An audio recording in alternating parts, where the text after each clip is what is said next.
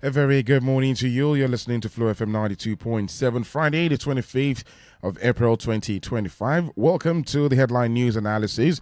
It is a program that gives you the opportunity to have your say, to discuss, debate, and talk about some of the biggest national trending headlines across some major newspapers. Well, the program is being analyzed from the studio, and the beautiful part of the program is you have a chance to join in the conversation. There is no restriction on the show. It's not restricted to the studio alone. That's what I mean. You have a chance as well to weigh in, pass comment, and debate some of these stories. 0807 777 9927. That's the number to call. You can also leave your comments, thoughts via WhatsApp as well too, to the number 0807 777 9927. But please remember that we have 60 seconds to make our comments so we can entertain as many as possible. The views to be expressed is not in any way the position of Flu FM 92.7, but solely as expressed by our analyst this morning, Nicholas Oworonoye, who joins us live. Good morning to you, Nicholas. Good morning.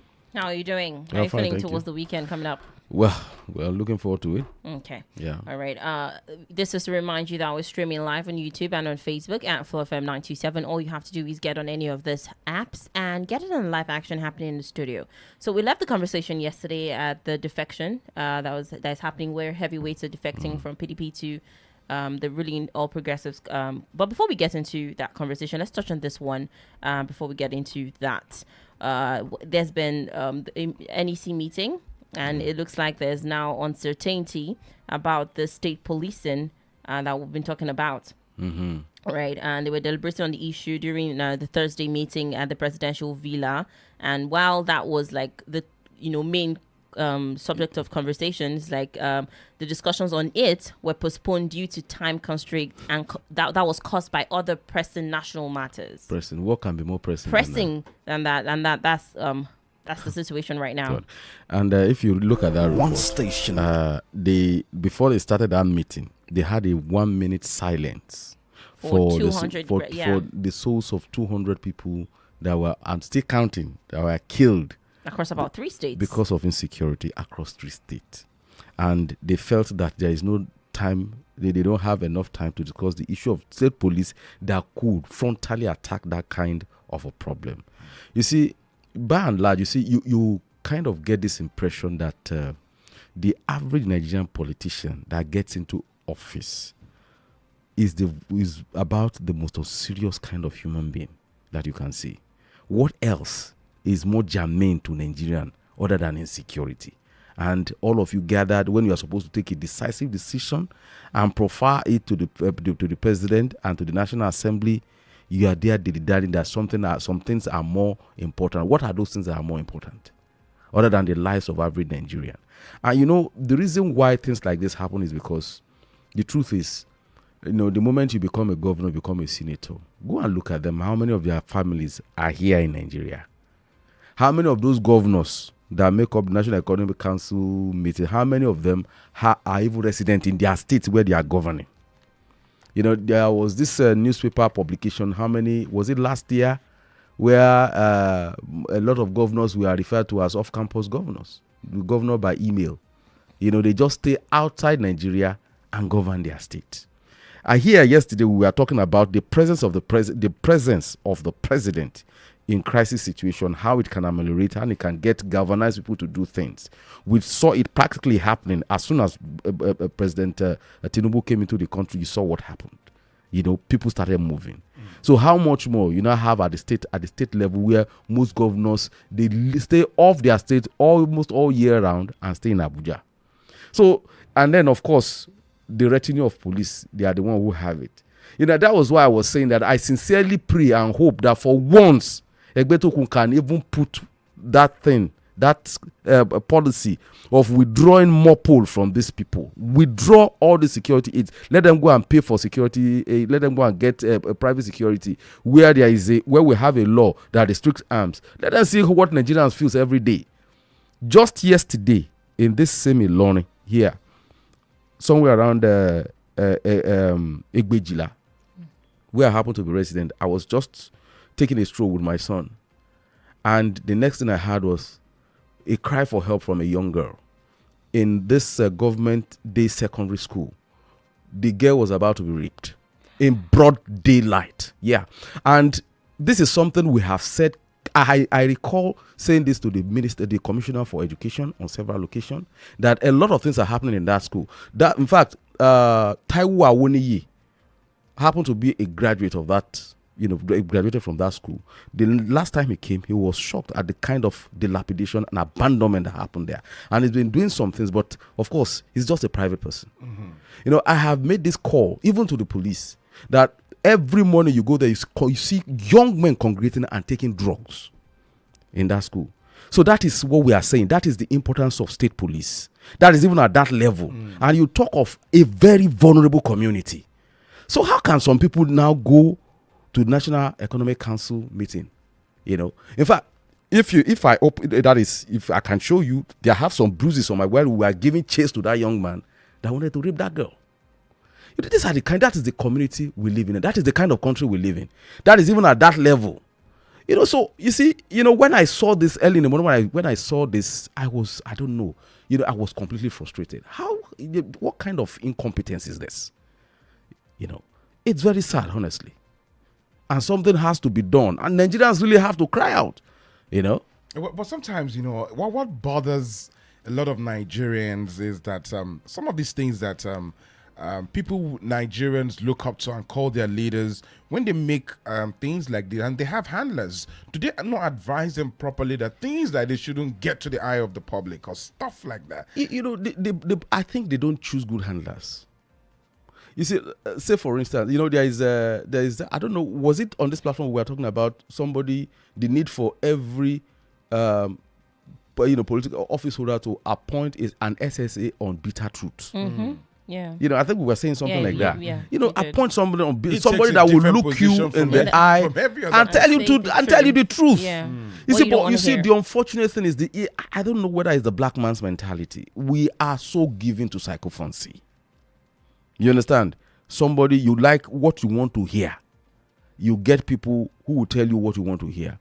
Most times, and of course, because of the economic situation, you tell the truth, you go hungry.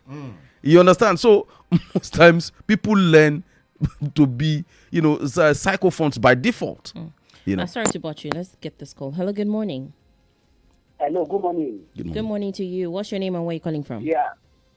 Adeyemi from Amsterdam. Okay, Tim Lane. Please go ahead. Nick, good morning. Good morning. I'm going to be your friend again this morning. Uncle, I greet you. Good morning to you. You are absolutely right. The governors, most of them are incompetent. Let me give you an example of one governor that is competent. Seyi Makinde of Oyo State. 2 years ago, Yoruba Nation stood up. They were kind of causing riots in Ibadan. You know what Seyi Makinde did? No. He went and demolished the houses of those people. He arrested all of them and locked them in prison. From that day to today, Ibadan has no rights of any Yoruba Nation or whatever. Bandits are disturbing your state. You are governor there. You don't know what to do. Abba, look at the current chairman of the federal local government. You know what he did? He called all the hunters, involve police, involve soldiers, go there and arrested all those people and tell them, if I hear things, you are going. They have kept their hands in their pocket now. Everybody is shut up. This is how we know competency. Most of these governors, they just sit down doing nothing. Thank you. All right. Tim Lane's opinion there, and how he views them. It says, a few of them, not that. You see, when you have too many, because the people vote. Yeah, I mean, you see, when you have too many of these incompetent people, it's always a problem because they will bog down those who really want to work. Exactly. Hello, good morning. Oh, Danny, good morning. It's Danielle. Danielle and Adedayo, good morning to you. Yes. Mr. Nicola, this is Mr. This is calling for Sean. Okay, good morning, please. I think the problem we have is not about incompetency, but it is what I would call the lack of love towards the people that they are governed. Let me use Kwara State as a case study. For how long has my own governor staying in Ilorin? He's residing in Abuja. People who are being killed in Baruti, nothing is done. Not until when the Swami staff came to Sobi Bara and gave order. You see, I think the love of the people is not there. That is the problem. Thank you. All right, Mr. Davis, Yeah, thank you very much for and that. I think he made a very valid point there, because actually I was expecting the governor to at least make a statement on what happened in Baratin, assure the public that before things like this, the military had to move. Was the deputy governor not there? I think I saw a report. But you see, sometimes when they see when he's in the country, the presence of the governor, it's going to be more assuring and reassuring. It's a very reassuring thing. Okay. Look at the case of that. The case of the Alpha that murdered a young girl, dismembered a young girl. The governor was there, and you can see the pace at which the justice system is moving. Because I learned reliably that the state governor insisted that he has interest in that matter, that he's following it thoroughly. You understand? It has a way of instilling confidence and making things work. At this level, we are not yet there where we can run on autopilot. So sometimes the presence of a strong man tends to get things done. So, and those are the things we expected all these neck people to do. Give a bite to this, said, let us know exactly where we are going. If they want to discard it, fine, let them discard it. Let us continue to wallow in our, in the misery of insecurity. But if they are going to put it into action, let's know where we're going. All right. Again, before we move into the defection happening in the country right now, let's talk about INEC. INEC is saying that they are open to allowing eligible Nigerians that are without permanent voters card to vote in 2027 general elections. What's your reaction to that? What do you think about that? More or less like they are listening to us. Was it not a few days ago we said, what is so special about PVC? About PVC? What is so special? When we've done BVN, we've done a lot of capturing, you have NIN, you have virtually everything. Almost, let me just say, that we can safely say that over 50% of Nigerians are captured one way or the other biometrically, and they have a data somewhere that is well connected. So, if you have an ATM card, you understand, you can withdraw money. If you leave this place and go to Kano, you withdraw 1 million and you can do it seamlessly. And that has to do with money. Then you now talk of one vote, one man, one vote, and you are telling me that IT solution cannot solve all those problems. Come on, who are we fooling? You understand? So maybe they've been listening to us. That is a welcome development, and they should do it post haste. You understand? Because there is really nothing. In fact, from what I learned, I read that report, and they said that even a computer printout of your this thing is good enough. It should be good enough. It should be good enough, because I think the NIN capture was relatively very thorough, even more thorough than this voter set thing that they are talking about. Because I know the rigors that Nigerians went through. I particularly, I did my thing here. It took me more than 5 years, and I had to go and resolve it in Abuja. You understand? So that's to tell you the level of, just how thorough these people were. So what's the big deal? Now, if this eventually, because INEC is saying that though they are open to it, but it needs legal backing. Yeah, it is legal backing. It will require that this is backed up by law, and in the case of it, down-label slips for accreditation can be used, which will reduce cost and logistics. Exactly. Yeah, absolutely, I agree with that. We are talking of cutting costs, and already we have an alternative that is far cheaper. What are we waiting for? And again, even that issue of legislation, I think it's kind of that might be a bit. How am I going to put it? There was a court ruling the last time in Lagos, but it was restricted to Lagos. Some people who went and said that they actually wanted to vote. I think there was a law, there was a ruling that mandated INEC to allow them to vote even without PVC. You understand? That hasn't been challenged. So, when a court gives a ruling, sometimes that stands as a law, because it's like interpreting the law, that this is what the law actually says. So go ahead and do it. So that in itself, so I'm not sure that judgment has been set aside.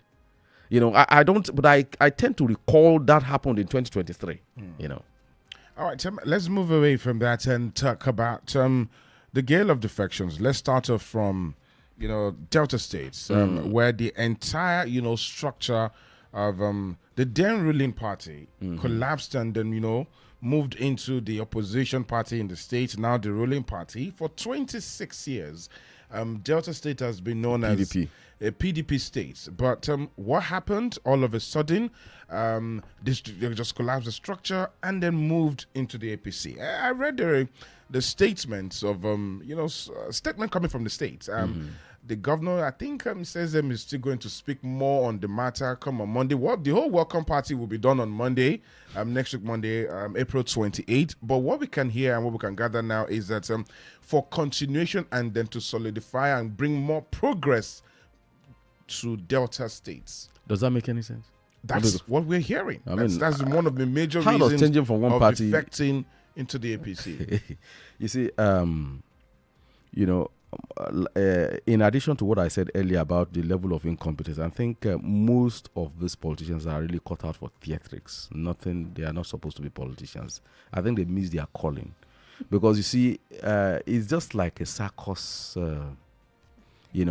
You've been there. Circus events. Circus. Theater. This is theatrics. Oh, so you're saying in the last 20 or so years that you have in PDP, there has been no development in the state? Is that what you're saying?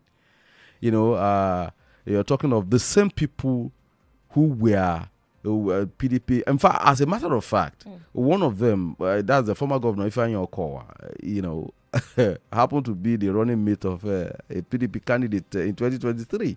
So at that point, he knew that with PDP, the state was not, having a kind of development he wanted, and he still stayed there and campaigned, to be a vice president under that. Sorry to bother you. Let's pick this call. Hello, good morning.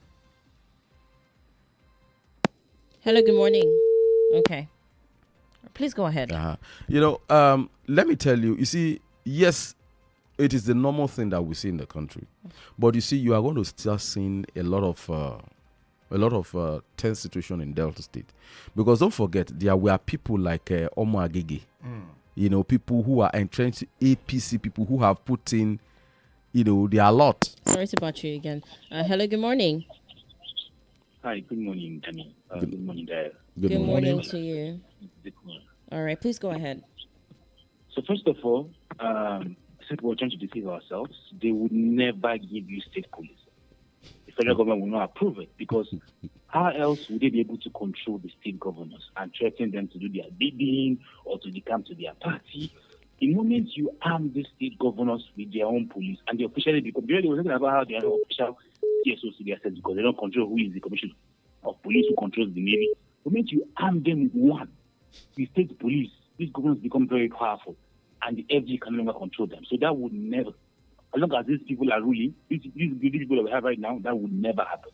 State policing will keep elongating the issue. They keep telling that there's more pressing matter. They will keep pushing it till 4 years will come and go, and the next person will enter. It's not going to happen. Second story, the story about Monday, like Nicola said, this man should have been a Nollywood actor, or maybe a Asaba Nollywood. You know those guys who do Asaba Nollywood. He should have been.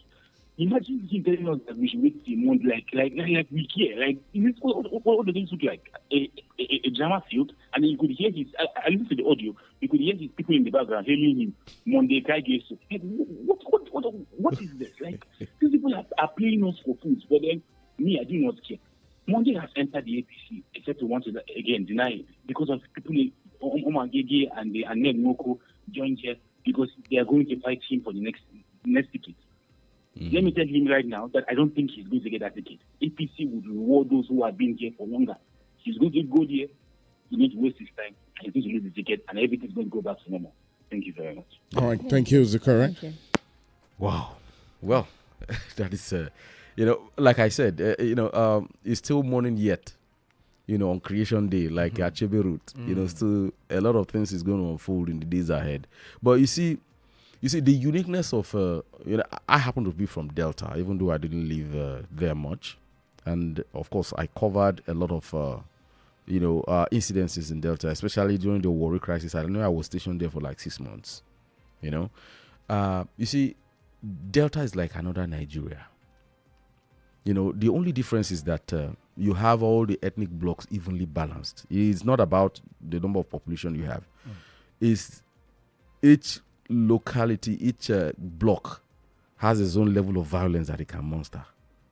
You understand? So it's not a case where you pick a governor and you think that you pick a governor, you defect and you think that is it, all it ends there. No, it doesn't. Some will simply keep on telling you that, look, this is where we are going. If you like, bring army. If you like, bring police. You do that by day, by night we come out. You understand? That is the kind of state that Delta is. So it's not a place where you have one superordinate ethnic bloc, being in charge of everybody. No. It's not like that. You have the Jaws. You have the Urobo. You have Slashy Shekiri. You have the Okwe. You have the Anioma, which is the Western Igbos. You understand? Then you have a lot of even the Ibus. It's like a commingling of different with different. They have their strength. You understand? So I don't know how much of a consensus this is, and I don't know how much this issue of state creation and Anioma state has to do with this, because if there is anything, this Ned Nwoko's movement, to have another state created out of Delta State and things like that. That might just be one of the that was one of the cards. But you equally, even with that Anioma, within Anioma, there is a division. People saying that, look, you can't outrightly categorize us as Igbos. Yes, we are Igbo, but there is an Edoid mix in it. I can trace my ancestry to Igbo land, as an Igbo man, for instance. And I equally know along the line, there is some Edoid mix there. You understand? So it's like a very complex thing. You understand? So it's not like party changing is like the magic one that is going to bring about anything. No. You see, more or less, the little development that you see in Delta State has always been about people being able to agitate. You know that if you sideline one group, they can bring the entire country down, the entire state down.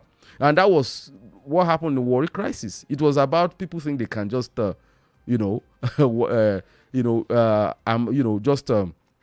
overwhelm one ethnic group, and it resulted into a huge conflagration. It took almost a year, more than 2 years, for James Ibori to handle it. And how was he able to handle it? It was because he built infrastructure and pumped money into grassroots youth development. You understand? So that is my. I'm just trying to relate the politics and the development and a lot of policy into. So it's not an Eldorado kind of thing. It's not like you have it elsewhere, and that is the uniqueness about Nigeria. What might work in one place, when you take it elsewhere, it's like you mixing petrol with fire. Yeah. All right, let's also talk about a little bit more about it. The national chairman of the ruling party, Abdullahi Umar Ganduje, says more state governors are on their way to joining the ruling party. First, a chieftain of the party, former governor Malaji Sule Lamido, also made the same statements that many will still go ahead. Again, are we gradually running into a one-party state? And I mean a country in the context. And again, what does it mean to the beauty of democracy? The truth is, we haven't really been practicing democracy in the true sense of what democracy is in the country. Let us be very clear. So what have we been practicing? What we have is a hybrid kind of democracy. So if we are talking about government of the people, by the people, for the people, the basis of measuring is election. Can we say our election is a true reflection of people's will? The consensus is out there. That no, a lot still has to be done. We just talked about the use of PVC. So, neglecting the use of PVC and using other means to allow people to vote. So that, in my estimation, I think that. Sorry to bother you, Nicholas. Okay. Hello, good morning. Yeah, good morning. Again from Adedayo. Simline, please go right ahead. All right. You see, just in the U.S., the two major political parties, Republican and Democrats, we have PDP and APC, with other parties in the fringe. I think what is happening now is due to the inordinate ambition of Atiku. When the PDP started having crisis, from the days of Obasanjo when he tore the card, Atiku has been trying to be the spoiled brat of that party. They've been trying to manage it. If he will spend his personal money, state money and all those, to make sure the party works. Now, 2023 now, Atiku now put his partner in the work by insisting that he wants to contest. It is an agreement, unofficial agreement that PDP did, that North 8 years, South 8 years. So they told him, Oga, go cool down. Let it be between the southern part of Nigeria. Let them choose their candidate. I think people refuse. I think this is the result of it now. Because everybody is tired of PDP. Now, in America, most Republicans now are joining the Democrats because of Trump. Some that did not come outside to join, they stood outside the goings in the MAGA and Republicans. A lot of them yesterday was a little defected to Democrats. So it's articulate causing this problem. And I don't know what is the problem with that man. They've tried to talk to him, meeting upon meeting, he still refused. He's supposed to have left Obi and Tinubu to contest for that 2023 election. He came and spoiled the whole thing. So that's my contribution, though. All right, thank you, Timilay. I mentioned a very vital point as to why we are having this problem. Is politicians not being able to honor very simple gentlemanly agreement.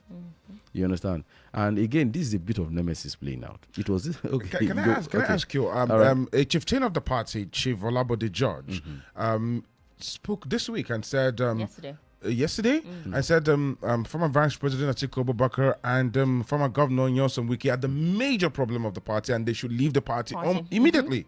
Exactly, I absolutely agree. Do you think it's something that yes, will be considered by this? No, they won't. They won't. You see, these are men that are full of egos. They won't. They consider the party as their own personal property.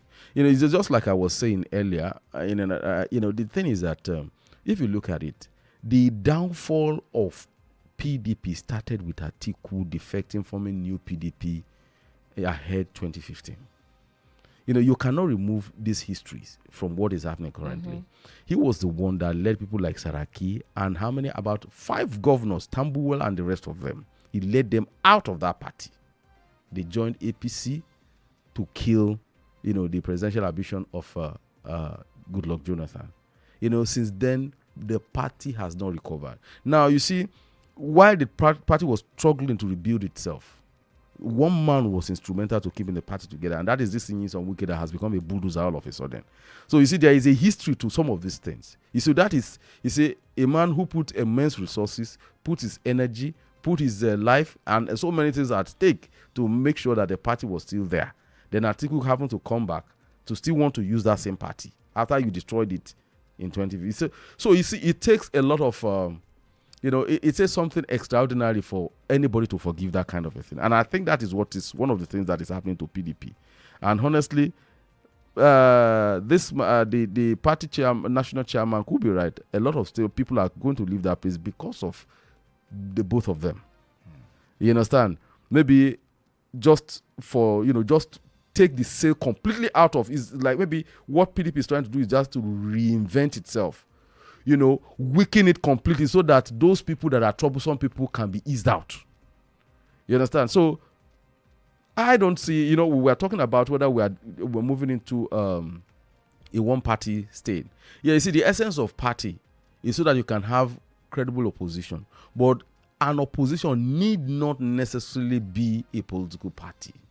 It could be a movement. It can be a movement of people who have collective aspiration, who have a collective interest.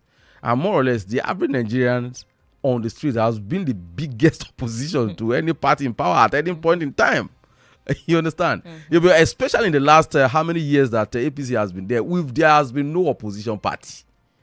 You see, if there is anything that is, an organized opposition party, it's been APC itself. When the PDP was in power, was there any major opposition? There was. Which was okay. Let me start giving you. Number one, we had AD restricted to the southwest. No, not necessarily.